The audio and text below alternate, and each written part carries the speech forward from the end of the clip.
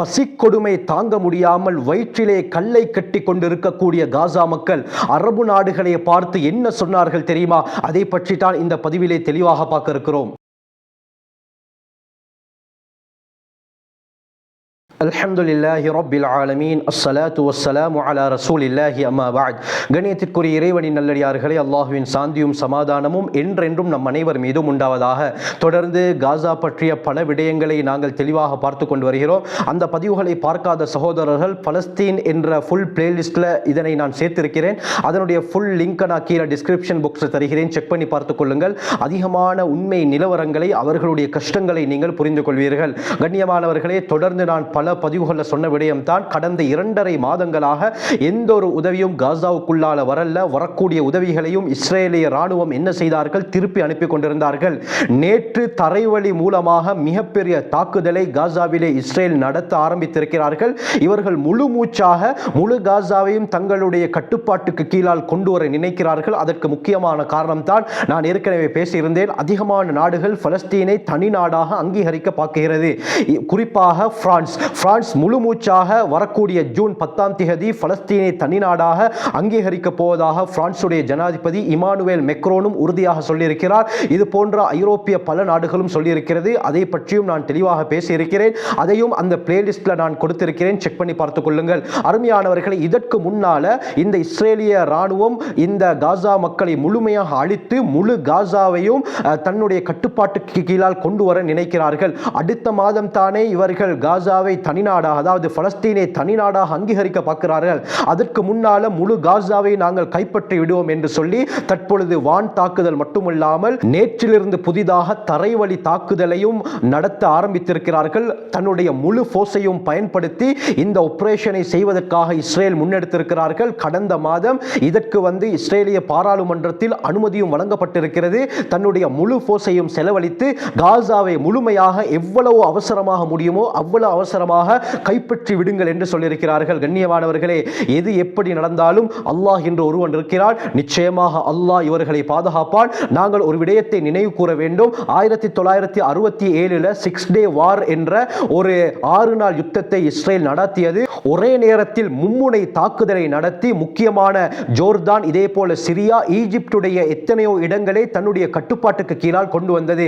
கண்ணியமானவர்களே, 6 நாளிலே இப்படி இருந்த இஸ்ரேல் இப்படி மாறியதை நாம் அறிந்த விடயம். ஆனால் 6 நாட்களில் இந்த அளவுக்கு 3 நாட்டுடைய பெரும் பகுதியை தன்னுடைய கட்டுப்பாட்டுக்கு கொண்டு வந்த இஸ்ரேலால் ஏன் தற்பொழுது காசாவை முழுமையாக, இந்த யுத்தம் 600 நாட்களை நெருங்குகிறது, 600 நாட்கள் ஆகியும் ஏன் இவர்களால் இந்த காசாவை முழுமையாக கைப்பற்ற முடியாமல் இருக்கிறது?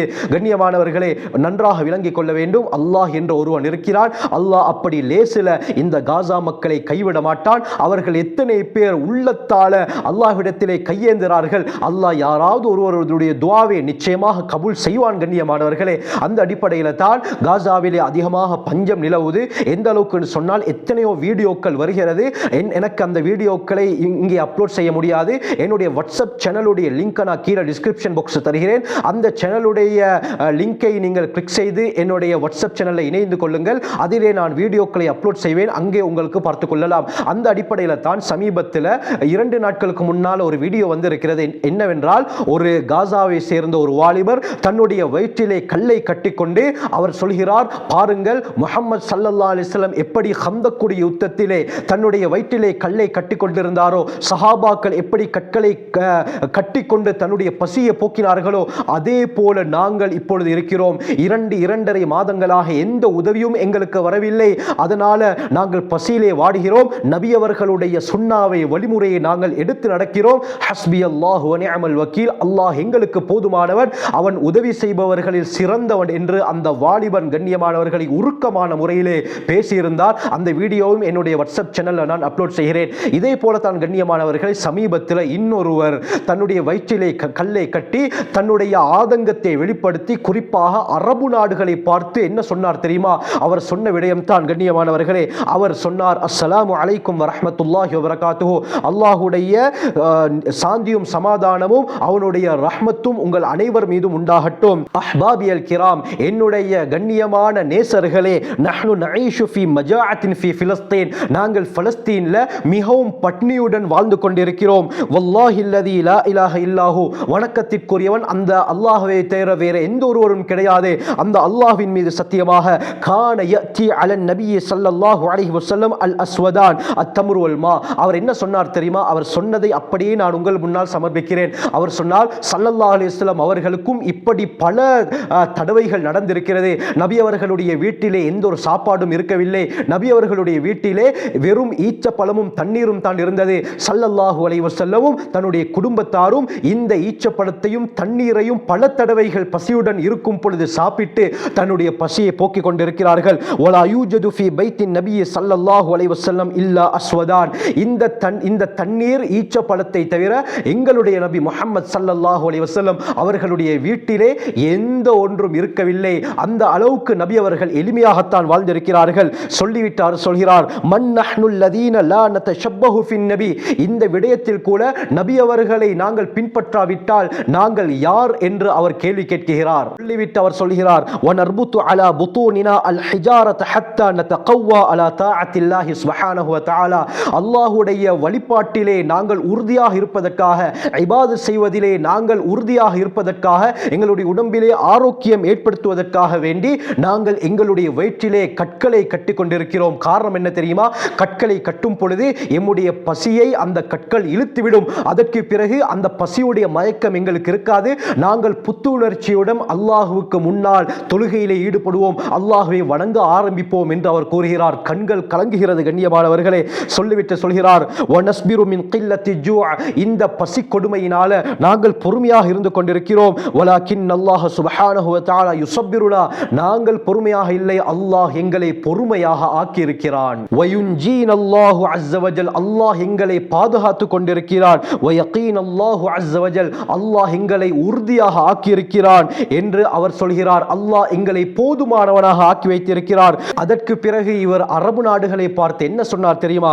மன் அன்துமுல் லதீன தன்துரூன இலா இஹ்வானிக்கும் ஃபீ ஃபிலஸ்தீன் வபில் அஹஸ்ஸி ஃபீ கித்தாஇ கஸ்ஸா, அவர் சொல்கிறார், பலஸ்தீனிலே இருக்கக்கூடிய உங்களுடைய சகோதரர்களை பார்த்து, குறிப்பாக இந்த காசாவுடைய பகுதியிலே இருக்கக்கூடிய உங்களுடைய சகோதரர்களை நீங்கள் வெறுமனமே பார்த்து கொண்டு தான் இருக்கிறீர்களே, நீங்கள் யார்? அரபியர்களே, நீங்கள் யார்? நஹ்னு நமூது குல்ல யௌமின் ஜூஅன், நாங்கள் ஒவ்வொரு நாளும் பசியால் மரணித்துக் கொண்டிருக்கிறோம். அலா தஅலமூன், நீங்கள் அறியக்கூடாதா?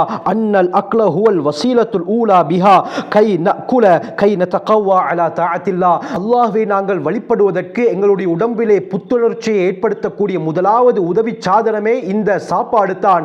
இந்த சாப்பாடு இல்லாமல் ஒவ்வொரு நாளும் நாங்கள் அழிந்து கொண்டிருக்கிறோம். நீங்கள் சந்தோஷமாக வாழ்ந்து கொண்டிருக்கிறீர்கள், நீங்கள் சந்தோஷமாக சாப்பிடுகிறீர்கள், நீங்கள் சந்தோஷமாக இன்பம் அனுபவித்துக் கொண்டிருக்கிறீர்கள். உங்களுடைய சகோதரர்களை நீங்கள் பார்க்க கூடாதா?